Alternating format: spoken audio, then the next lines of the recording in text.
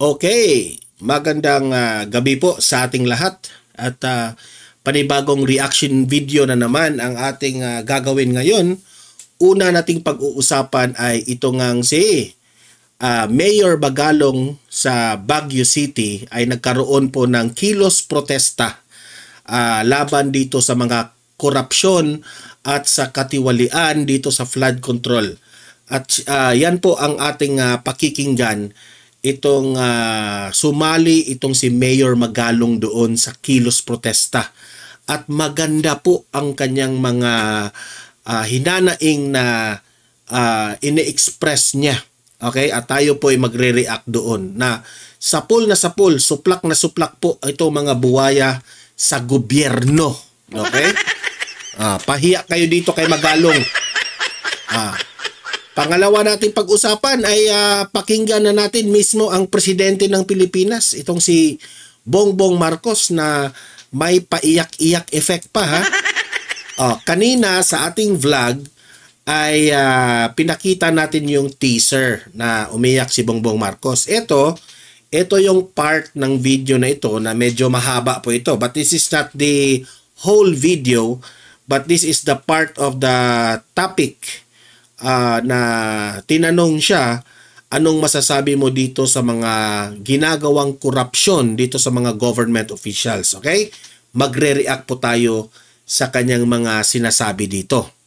Pangatlo natin pag-uusapan ay usap-usapan ngayon sa social media at sa mainstream media mismo na ito raw si Martin Romualdez bukas, Monday, ay sisibakin na raw nitong si Bongbong Marcos. Sisibakin na raw. Tingnan natin Tingnan natin kung matutuloy ito. Tingnan natin kung kaya ba ni Bongbong Marcos na sibakin itong si Martin Romualdez. Okay, yan po ang pag-uusapan natin sa pangatlong topic natin. Okay? Pero bago ang lahat guys, bago natin ito pag-uusapan, help me po muna na i-like at saka i-share itong video na ito para guys kakalat ito sa taong bayan. Okay? Sabay-sabay muna tayong mag-like and share sa Donmar TV. Itong video na ito, like and share. 1, 2, 3, go! Okay, naka-like and share na ba lahat?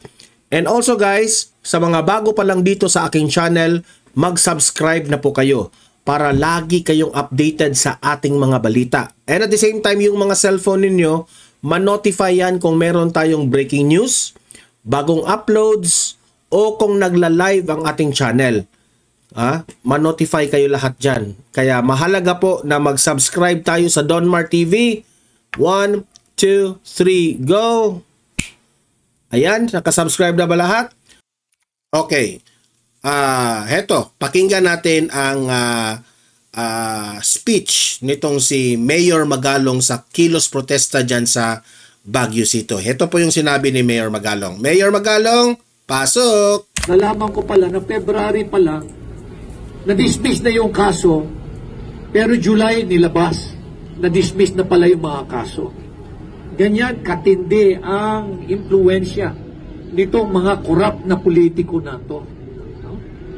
Na kaya nilang sirain kung kakalabanin mo sila, pero hindi ho dapat tayo pumayag.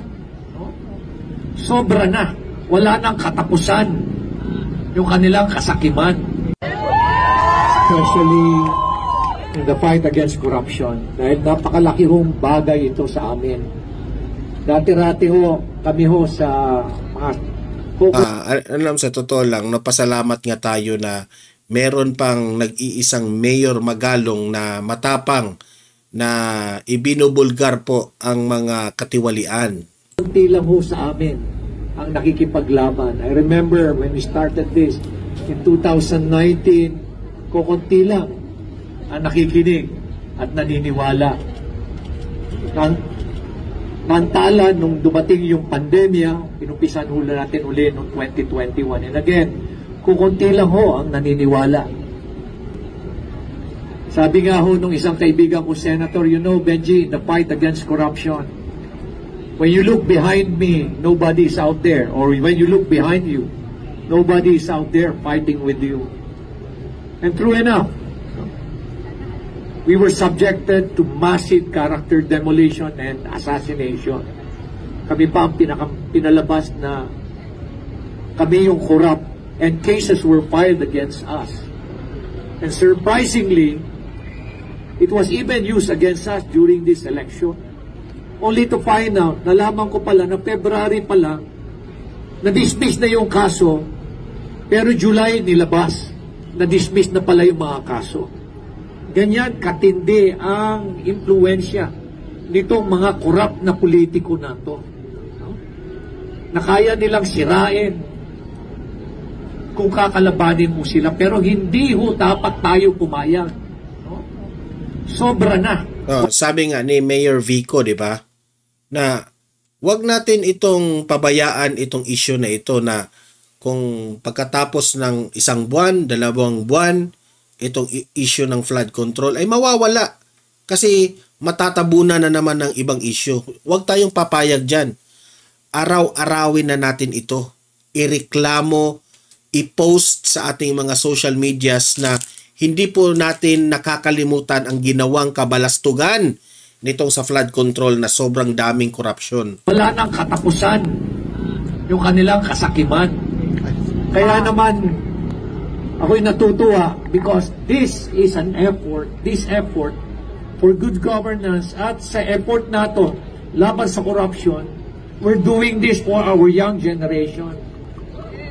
At ako'y natutuwa dahil nakikita ko ngayon, ang mga kabataan ngayon ay gumagalaw. Actually no, nakokornihan tayo ng kung merong magsabi na this is for our future generation, itong ipinaglalaban natin. Alam niyo, sa totoo lang, sa mga walang anak, kagaya na yung mga single dyan, no? Sa mga walang anak, hindi nyo siguro mafe-feel.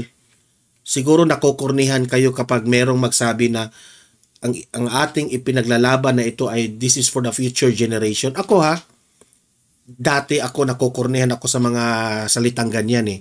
Ngayon na meron akong anak, kapag merong magsabi na this is for the future generation, nafe-feel ko parang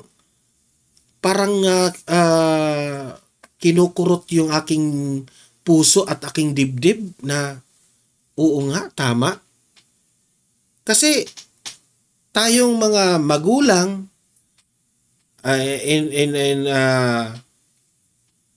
how many decades, 3 dekada, 2 dekada, pwede tayong mawala na dito sa mundo at mananatili na lang yung ating mga anak. Sabi ko, if meron pang pagkakataon na tayo yung lumaban para sa kanila, na in the near future, na hindi na sila makaranas ng naranasan natin ngayon. Diba? O kaya, dati nakukurnihan ako dyan, for the future generation, blah blah blah. Pero ngayon, trust me, kung kayo yung magkaroon ng anak, sasabihin nyo, oo nga, tama, si Mayor Magalong. Importante po na, kasi itong mga batang ito, itong mga anak natin, hindi pa ito makapag-reason out eh. Inosente pa sila. They are innocent that they cannot, di nga sila makakareklamo sa gobyerno sa mga kurakot na nangyayari ngayon. Tayo na aware dito sa mga problemang ito, tayo po ang kagaya ngayon. Ako, nagva-vlog ako. Maraming nakikinig dito sa akin. At ito yung instrumento ko para sa maliit na paraan ay makatulong ako na ma-aware, magising ang taong bayan sa ginagawa nitong mga buwaya na ito.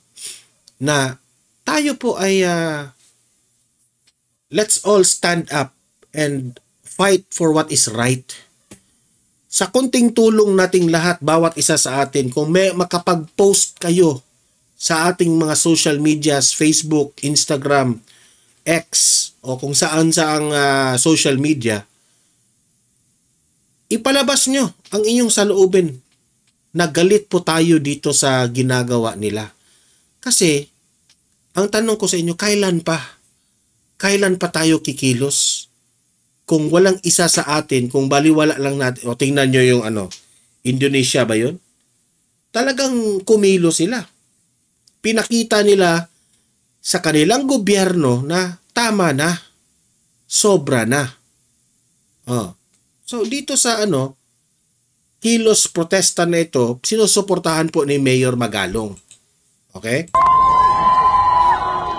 And I hope na dapat wag lang itong kampanya, itong krusada na ito, hindi dapat matapos lang ng 6 na buwan, isang taon.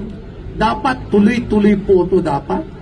Hanggang tumino ang ating mga political leaders. Ganoon na rin po yung ating mga bureaucrats na nakipag-ugnayan. No, ito po itong corruption na nangyayari po na ito. Ito po syndicated na, highly organized crime. Kung ang nakikita nyo, akala nyo yung mga contractor lang ang may sala. Hindi po yan. May sala ang contractor, may sala yung mga involved dyan sa mga infrastruktura na proyekto. Hindi pa yan. Ang pinaka-sakim dyan, pinaka-mastermind dyan, yung mga politiko. Tama. Kaya hindi ho dapat tayo huminto. Dahil ito'y laban ho natin para sa kabataan, laban din ho natin to para sa ating bayan. Kaya dito sa Baguio, pinapayagan ko po ang social activism.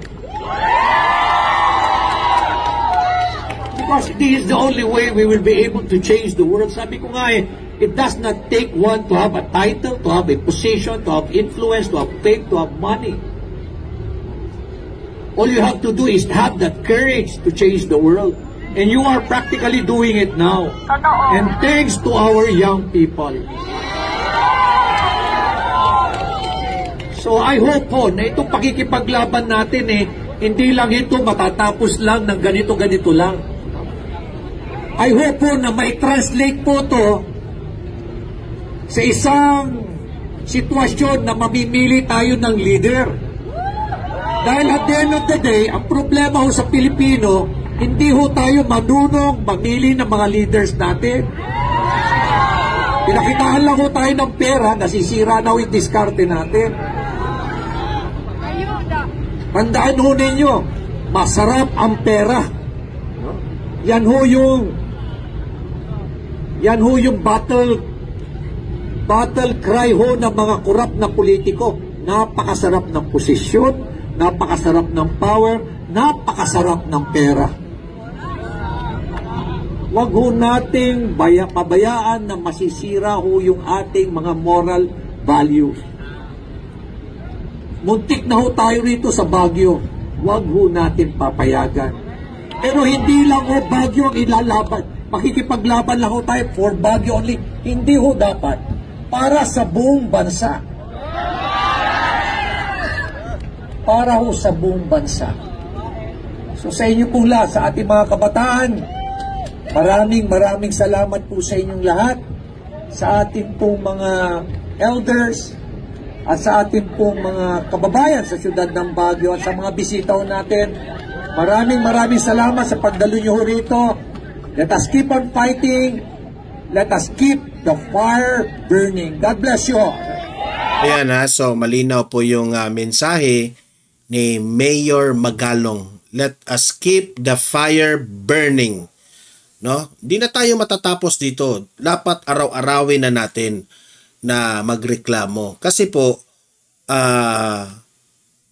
matatapos tayo kapag titino na yung gobyernong ito. Okay? Araw-araw na tayo mag-post, mag-remind na batikusin natin yung mga corrupt na mga government officials. Di tayo titigil. We are just playing around, no? Kahit sinong presidenteng ilagay natin, meron pa rin nagkukurap. Kaya tayo rin, hindi rin tayo titigil na ipahiya sila, no, sa publiko. I-booking natin sila kung meron man tayong matuklasang kabalustugan dito sa mga buwaya na ito. Okay, dito naman tayo. Pakinggan naman natin itong si presidente ninyo na si Bongbong Marcos na may paiyak-iyak pa. Ito. Bongbong Marcos! Sige nga, iyak ka na. Galit na galit daw si Pangulong Bongbong Marcos sa epekto sa mga Pilipino ng naungkat na korupsyon sa mga flood control Galit raw si Bongbong Marcos. Wala kaming pakialam kung nagalit ka. Gawan mo ng solusyon ang problema natin. project. Iaanunsyo daw niya sa mga susunod na araw ang bubuo ng Independent Commission na bubusisi sa mga anomalya at walaan niya itong sasantuhin.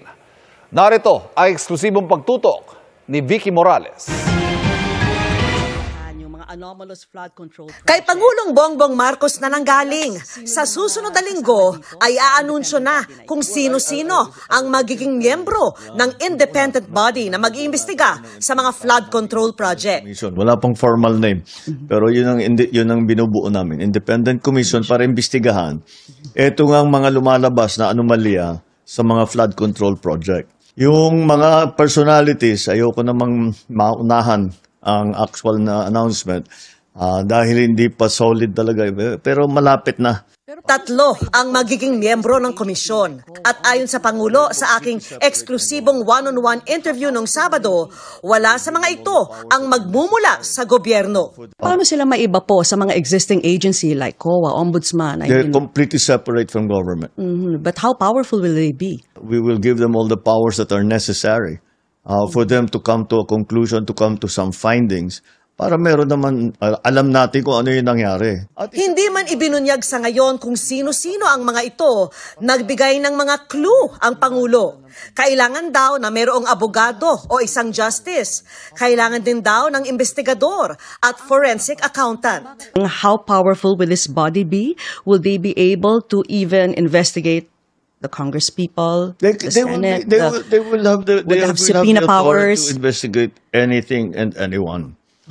Otherwise, then what they will have, sasabihin, may sacred cow na naman. O may tingnan na natin, respetuhin natin itong gusto niyang gawin na may independent body na mag-investigate dito.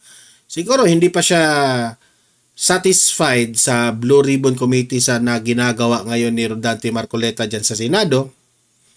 Tingnan natin. Wag muna natin husgahan, pero babantayan natin itong gagawin niyang independent body. Sige. Proteksyonan dahil kasama sa politika, whatever. Pagka nangyari yun, wala rin kabuluhan yung kanilang investigasyon. Sabi pa ng Pangulo, maaring hinga ng tulong ng komisyon ang lahat ng ahensya ng gobyerno, halimbawa sa NBI para sa investigasyon o kaya sa COA para sa impormasyon. Wala raw sasantuhin kahit pa kaalyado o kaanak. I said, we're making an omelet. We're going to have to break some eggs. There's just no way around it. even if they're relatives as well. Well, who's more important? Your friend? Sabi ni Vicky, itong news anchor, kahit relative. Sino ba patutungkulan mo, Anchor Vicky? Si Martin Romualdez. Sinong relative niya? Ni Bongbong.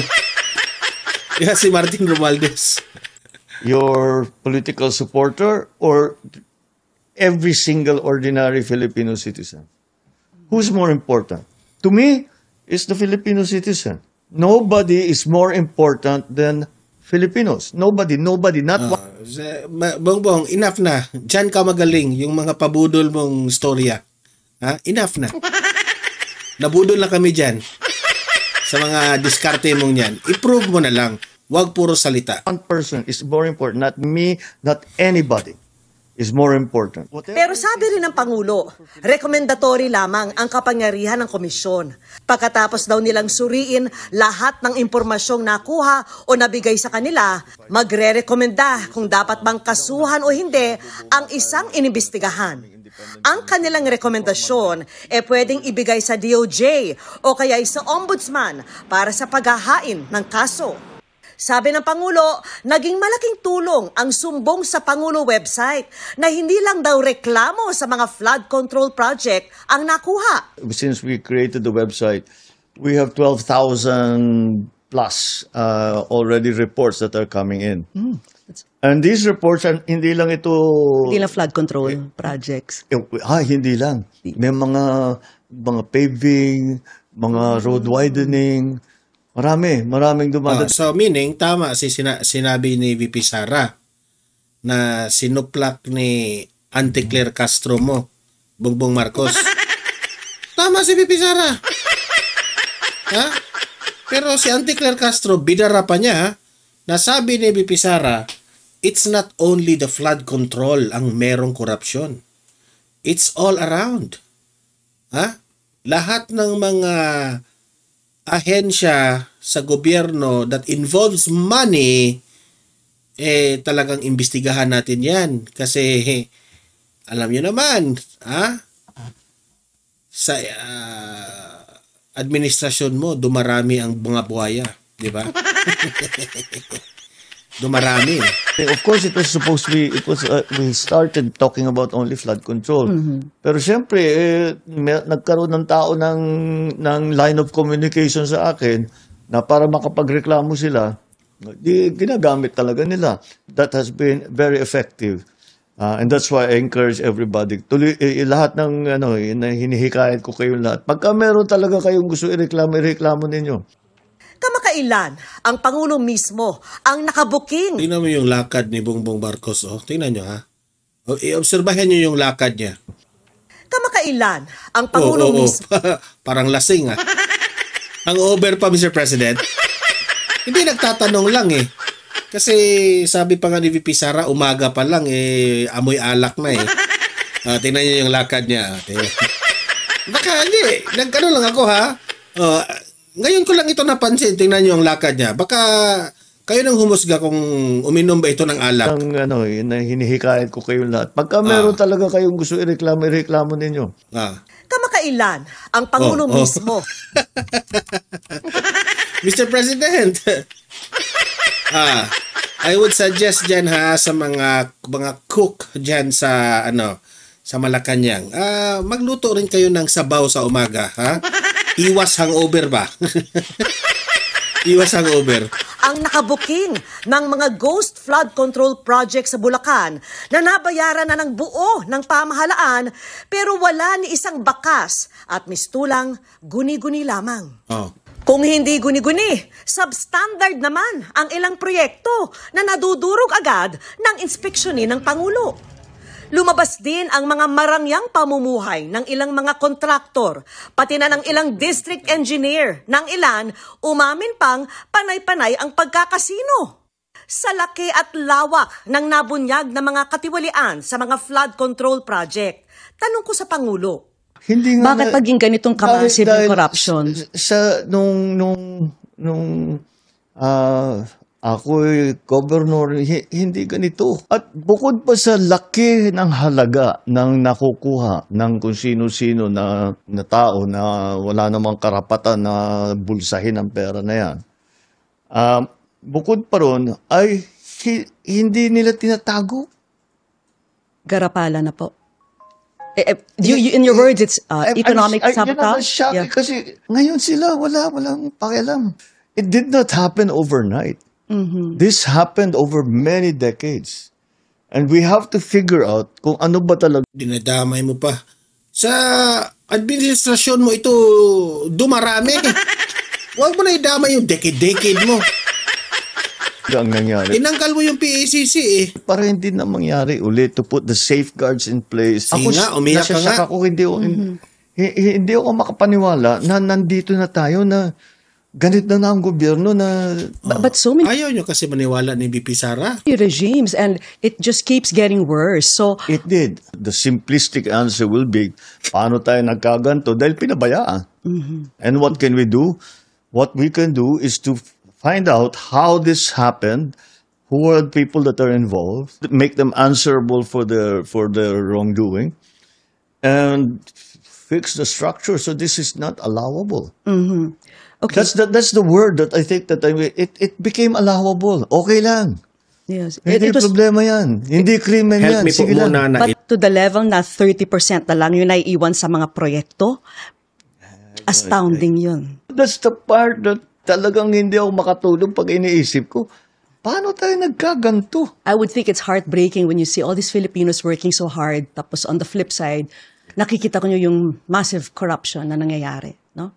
I mean, No, I'm not disheartened. I'm not disappointed. I get very, very angry. How can you do this to people that have worked every day of their lives? Walang ginawa ito kundi magtrabaho. Nagsakripisyo ng mahirap for very little. Kukunin nyo pa sa kanila yon para bumili ng Rolls Royce. Babalik na naman ako doon sa nasabi ko kanina na ang lalim ng kalawang, ang lalim Yes. ng bulok. you're teary-eyed. Yes, because I'm very upset. No, because I see people having a hard time. And and they don't deserve it. Mabuti mga kumasamang tao yan. Dapat parusahan. Hindi naman eh. Kayo nang humusga. Sincero ba yung kanyang pag-iyak-iyak? Sincero ba? Ba't mo paparusahan? Para magpayaman ka? That makes no sense to me. Do you ever regret being president? No. Siyempre, hindi. Ikaw naman, Vicky. Hindi talaga siya nag-regret. Si Duterte lang ang nag-regret being president kasi alam niya na mahirap ang maging presidente. Halos hindi na nga masolve ang mga problema tapos ikaw pa ang i-blame sa panahon ni Tatay Digong. Alam niyo naman, ang daming mga inggitero at that time. Sa kanya, hindi. He will never regret being the president kasi iba kasi yung leader na gusto maging leader kasi gahaman sa kapangyarihan. Yung kay Duterte, hindi man siya ayaw. Naging presidente si Tatay Digong dahil pinupush ng tao na maging presidente siya. Kahit alam ni Tatay Digong na mahirap talagang maging presidente. Kasi nahihirapan siya kasi binuhos niya lahat si Tatay Digong. Pero grabe naman yung epekto. Pero ito, gusto maging presidente. Ayon kay Magalong, masarap yung power di ba? Wala naman siyang ginagawa. Hindi naman siya nagtatrabaho. Ang sa kanya, masarap kasi ang buhay dyan sa Malacanang. Masarap yung pagkain. Pasyal-pasyal kung saan-saan sa buong mundo na pera ng... Siyempre, may budget yan, di ba? He will never regret. He will never regret being the president. Not for You didn't even pause to think. Not for one moment. Why? Because ang saya-saya maging presidente. Ako ay masaya. Siyempre, ikaw presidente ka, hindi ka naman makaka-feel ng hirap. Ang taong bayan man ang naghihirap, hindi ikaw, di ba? You will never regret being the president. I am given the opportunity to the privilege, the opportunity and the chance to actually do something.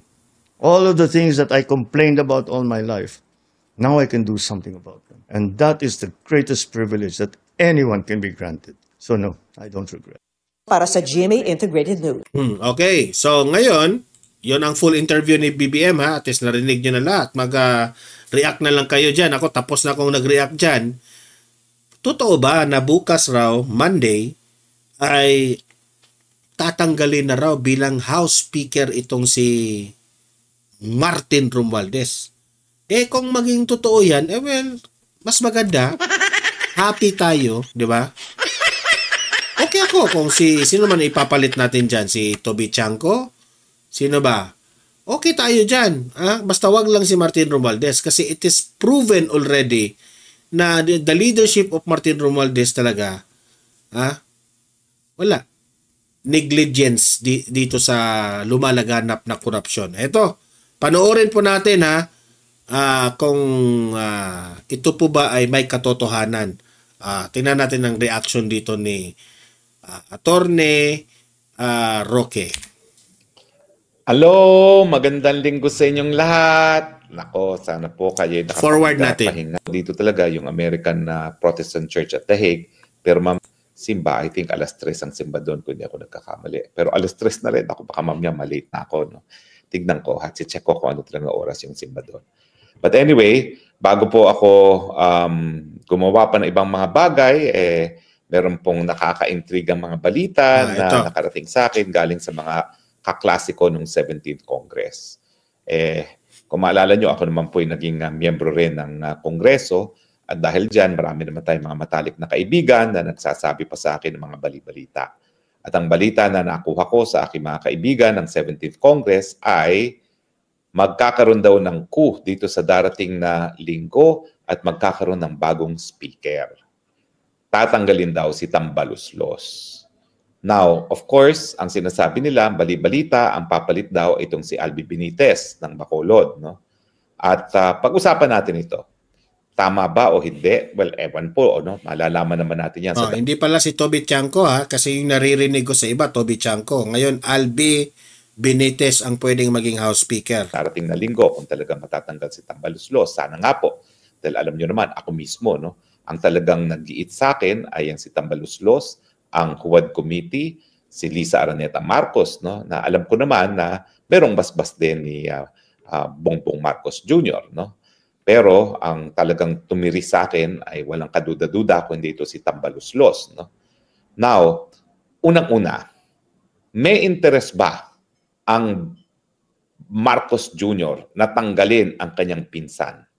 May interest ba ang kanyang may bahay na Lisa Araneta Marcos na tanggalin si Tambaluslos? Tingin ko ang kasagutan ay oo. Bakit? Kung mapapansin nyo, naguhugas kamay itong si Marcos Jr. dito sa kababalaghang mga nangyayari sa mga flood control projects. At nung kailan lang, parang kahapon lamang, ang Executive Secretary, si dating Chief Justice Bersamin, nag-issue pa ng statement. Hoy, mga miyembro ng Kongreso, huwag niyong ibabaling ang sisi sa amin sa ekutibo dyan sa mga kababalaghan ng flood control project. Ibig sabihin, nasasaktan talaga si Marcos Jr. dito sa mga flood control controversy dahil ang katotohanan. Kaya pala, nung isang speech ni Bongbong Marcos, ito lang yun opinion ko ito I might be wrong, I might be correct.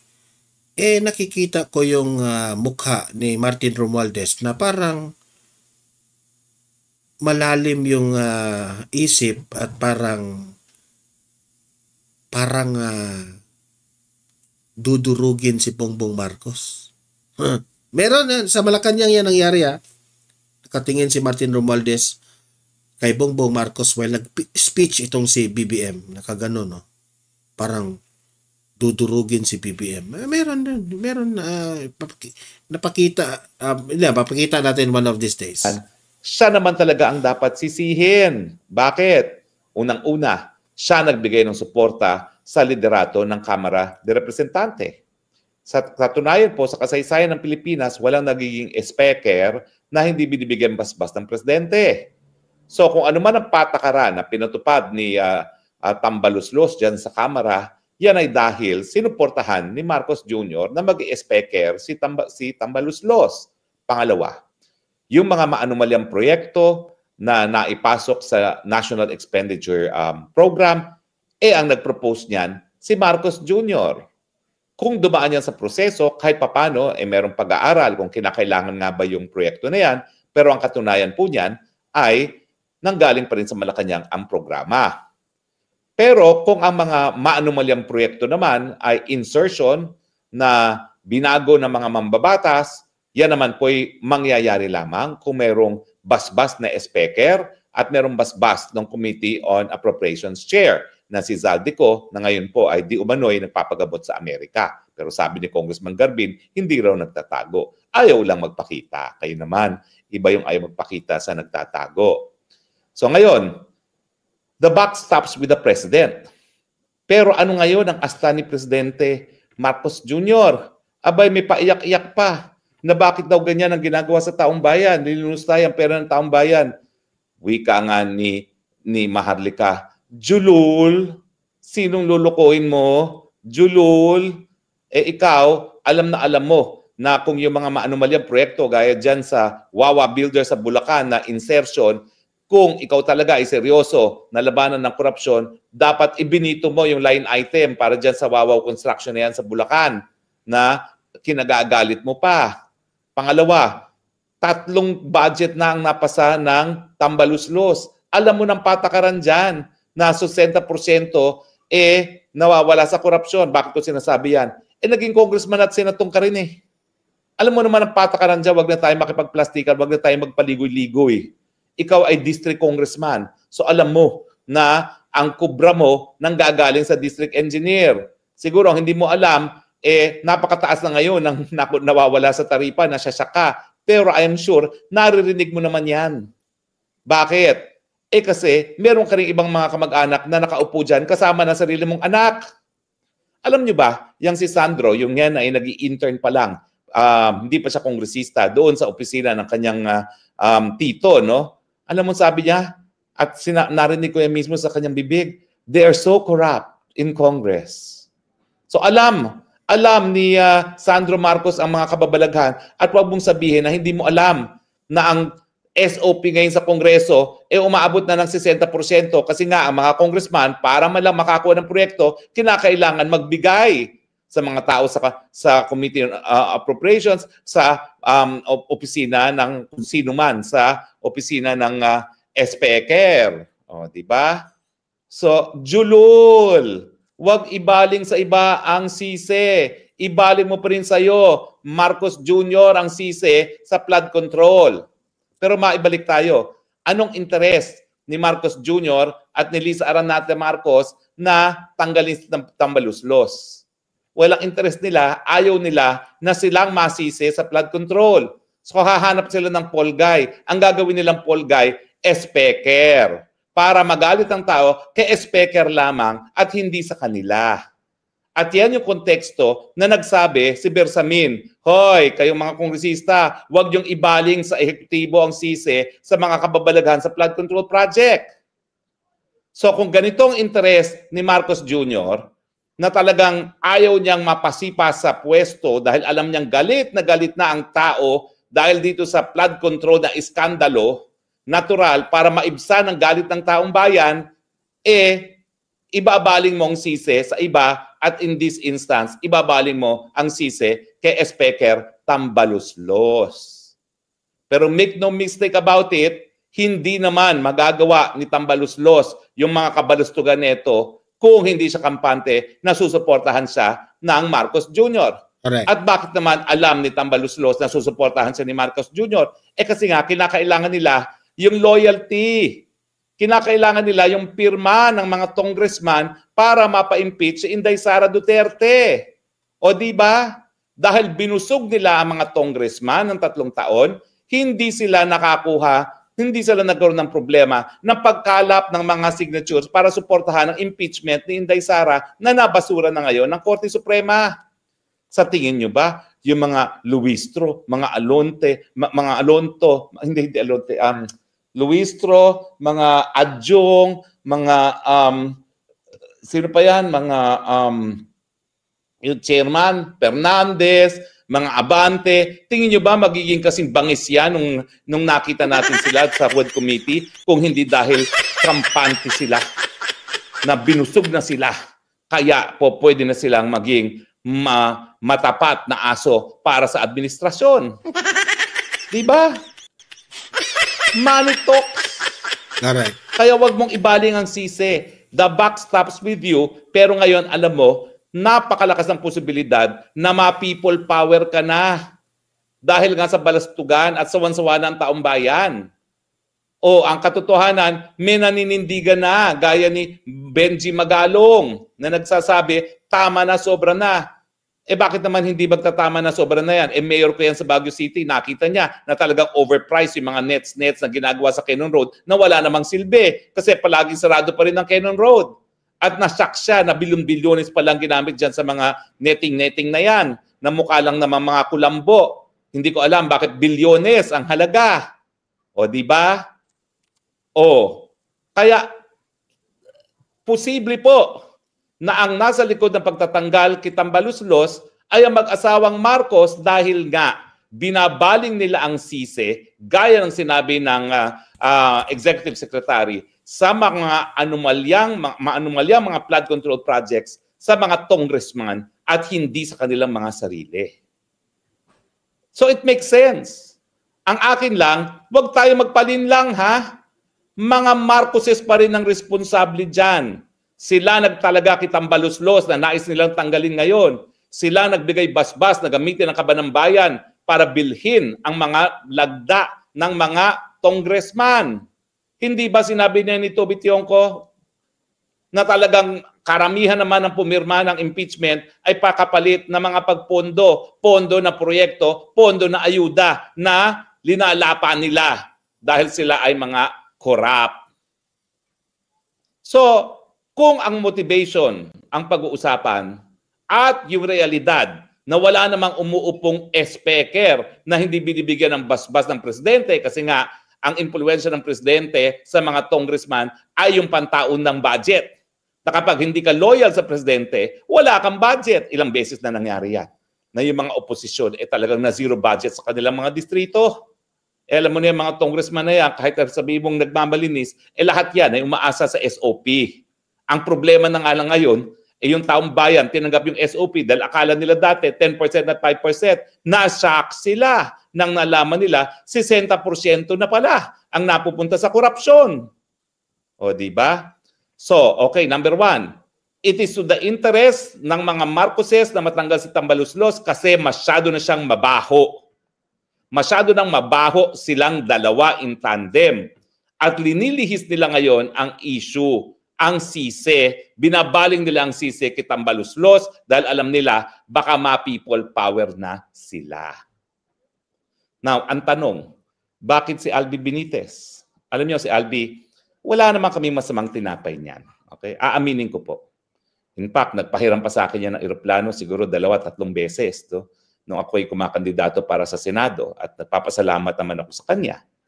Pero kung titignan mo talaga, galit din ang tao sa online gaming, bakit Albi Benitez ang iuupong speaker? Alam nating lahat na ang negosyo talaga ni Albi Benitez sa mulat-mula online gaming. Kasama na yan yung naging partner sila ni Congressman Arnie Tevez, no? So bakit siya? Well, dyan naman po papasok yung mga bibuwit na aking mga kaibigan sa 17th Congress. Apparently po, talagang ang nagpatakbo sa kanya bilang kongresista muli at hindi mayor dahil siya ay parang 1 or 2 term pa lang as mayor of Bacolod City ay si Lisa Araneta Marcos na ang mga Araneta meron po talagang ties sa Negros dyan sa Bacolod, no? In fact, yung isang kongresista dyan medyo nagtampo sa mga Marcoses dahil ang inasahan nila na baka biglang tumakbo na kongresista si Lisa Araneta Marquez dun sa kanilang Marcos, dun sa kanilang distrito. Hindi naman nangyari, pero inasahan nila na baka magtangka ang Lisa Araneta Marcos at tumakbo doon. So bakit Albi Benitez? Dahil ang Albi Benitez naman medyo mabigat din dalhin dahil mainit din sa mata ng taong bayan ng online gaming. Lalong-lalo na ginagawa nilang issue itong missing sa Bungero. Well, yun nga daw. Ang dahilan kung bakit hindi na siya tumakbo muli bilang mayor ay sinabihan siya ni Lisa Araneta Marcos, iwan mo na muna ang Bacolod, gagawin kitang speaker. At kaya kahit anong baboy ang ginawa sa kanya ni Tambaluslos, linink siya doon sa isang illegal gambling activity, in-expose ang mga kwentong pribado tungkol sa kanyang pamilya para lang maudlot ang pagiging speaker, kampante siya na magdi-deliver ang Lisa Araneta Marcos sa kanyang pangako na magiging speaker siya. Ako, wala naman akong pakialam sa kung ano man ang sinong gustong maging speaker ni Marcos Jr. dahil kahit sino naman yan, magiging, aso rin yan na masunurin kay Marcos Jr., no? Kahit sino pa yan. Pero kung ang pinag-uusapan ay kredibilidad at yung pagtitiwala ng taong bayan, mas bagay si Toby Tionco. Oo, dahil si Toby, pinakita niya yung pagiging independyente niya. Miski siya ay kamag-anak din ni Marcos Jr. dahil ang kanyang asawa ay kamiyembro rin ng Romualdez clan. Mas gugustuhin ko na si Toby kasi nga mas magugustuhan siya ng taong bayan. Pero alam mo naman sa politika, a promise is a promise. Kaya mukhang ang iupo si Albi Benitez. So anong inaasahan ng mga Marcos Jr.? Inaasahan ng mga Marcos Jr. ngayon at ang kanyang may bahay na kapag nawala si Tambaluslos, maiibsan ang galit ng taong bayan dahil dito sa mga maanumalyang mga flood control project. Sa tingin nyo ba, yung hindi pag-attend ni Zaldico ay labag sa kagustuhan ng mga Marcoses? Hindi. Baka mga Marcoses pa nga ang nagsabi, wag ka muna umuwi, palamigin mo muna. Dahil pag ikaw umuwi at ikaw ay sumagot, chances are, baka magkamali ka ng sagot at lumabas ang katotohanan na lahat yan ay ginawa mo para sila nga ay lumagda sa impeachment complaint laban kay Inday Sara Duterte. Di ba? Oh. So tingin ko yung hindi pag-uwi ni Zaldico at di umano dahil yan ay nagpapagamot sa Amerika ay dahil na rin yan ay advice ng mga Marcoses. Good luck. Dahil less talk, less mistake. So wag ka na magpakita rito. At diyan ka na muna sa Amerika. Palamigin natin. At ang inaasahan nila, pag nawala na si Tambaluslos, lalamig ng bahagya itong issue ng flood control. Well, tama ba sila o mali? Well, nasa inyo yan, taong bayan. Kung kayo'y magpabola at lumamig ang mga isipan, ang mga ulo, at maging dahilan na hindi na naman kayo lalabas sa lansangan para sabihing tama na, sobra na, gaya ng ginagawa ng mga Indonesians ngayon, gaya ng ginawa ng mga South Koreans, gaya ng ginawa ng mga Thais na ating mga kapatid sa mga karating na bansa, mananatili pa rin ang problema. Dahil ang problema talaga sa korupsyon, Marcos Jr., nasa genes na po nila yan. Talagang dugong magnanakaw ang angkan ng Marcos. At napakadami ng desisyon ng Korte Suprema, desisyon ng Swiss Court, at desisyon ng American Court na yan po ay katunayan, katotohanan, at hindi paratang lamang.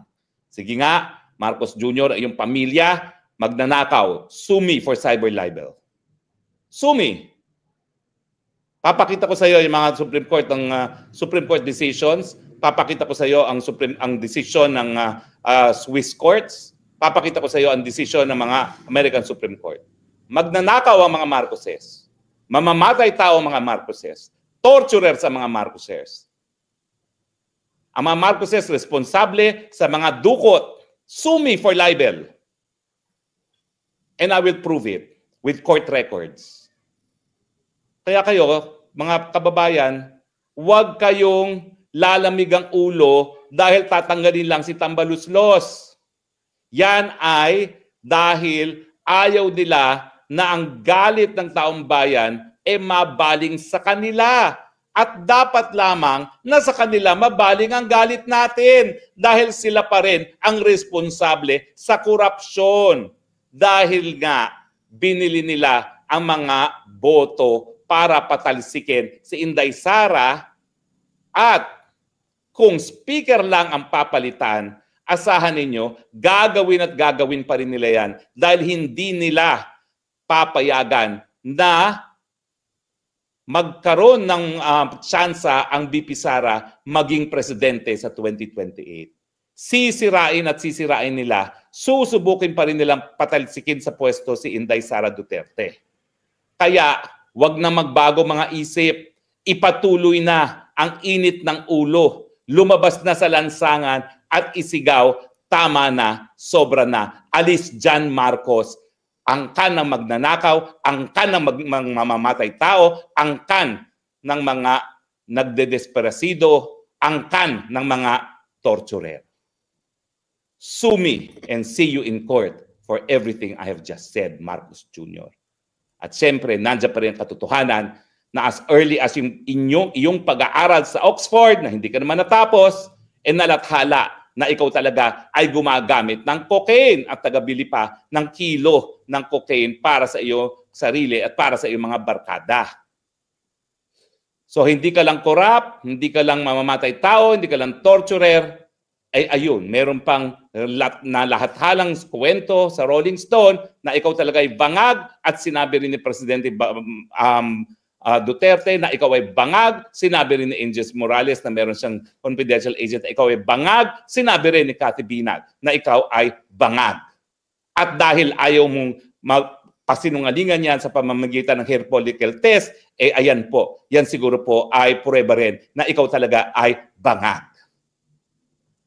So, mga Pilipino, bakit pa tayo papayag na angkan na magnanakaw, mamamatay tao, torturer, desperasido, at bangag ang mamumuno sa ating bayan? Ang kailangan po natin, solusyon. At kapag yan ang nakaupo, ang nakaluklok sa pinakamataas na pwesto ay bangag, magnanakaw, etc., etc., wala na po tayong pag-asa makaahon sa ating mga problema. Magalit na kayo, kayong tunay na soberenya. Lumabas na kayo, tama ang ginagawa nyo na ginagamit yung internet, pero hindi po yan sapat. Ang real politics, hindi sila mababahala hanggang hindi nila makita yung dami ng mga taong nagagalit sa internet sa kalsada, sumisigaw, Marcos resign, Marcos resign, Marcos resign. Pero na po, para po sa ating mga sarili, para sa ating mga anak, para sa ating mga apo, sama-sama na ba tayong lumabas sa lansangan at isigaw, Marcos resign, tama na, sobra na. Salamat po sa iyong pakikinig. Madami po Ayun, tayo yung... malinaw yung sinabi ni Atty. Harry Roque na there's a big chance na mapapalitan bukas itong si Martin Romualdez bilang House Speaker. At let us see kung kaya ba ni Bongbong Marcos at ni First Lady Liza Araneta Marcos na palitan si Martin Romualdez. Kasi idadivert nila na ang sisi ay mapupunta doon sa House. Sabi ni Atty. Harry Roque, huwag kalimutan, Marcos pa rin yan. Kayo nang humusga. Ano ang reaksyon nyo sa sinabi ni Atty. Harry Roque? Naniniwala ba kayo sa sinabi ni Atty. Harry Roque na ang mga Marcos ay magnanakaw? Comment, mag-react, at basahin natin ang inyong mga argumento sa comment section. Okay? So, paki-like, paki-share itong video na ito para kakalat ito sa taong bayan at marami po ang makaalam sa katotohanan. And sa mga ngayon lang nanood sa aking channel, paki-subscribe. Kasi libre lang po ang subscription sa YouTube. Walang bayad yan. Updated pa kayo sa mga issues at mga balita. See you in my next video. Have a great day. Have a great night. God bless po sa ating lahat. Mabuhay ang Pilipinas and God save the Philippines. Bye-bye.